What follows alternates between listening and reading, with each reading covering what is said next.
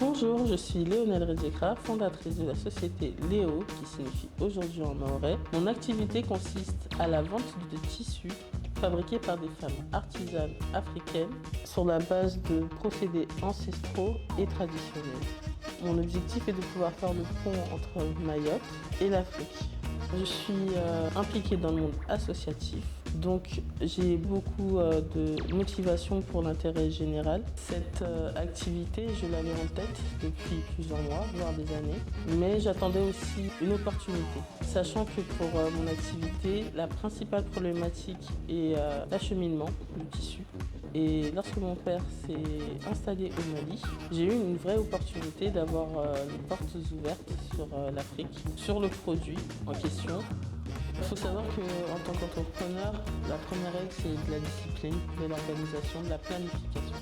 Donc toutes mes tâches sont identifiées avec un certain objectif à obtenir, financier, le mode de financement, une démarche administrative.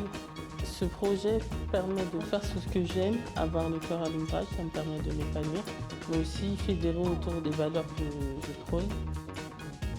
Faire un projet qui me correspond à moi, à mes besoins, mais également à ma passion, à savoir la mode.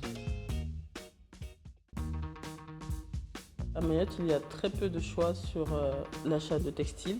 On a soit les marchés qui vont être sur des propositions de tissus importés, également les grandes distributions qui auront une restriction sur les tailles et aussi sur les choix. Du coup, il nous reste la confection de sur-mesure.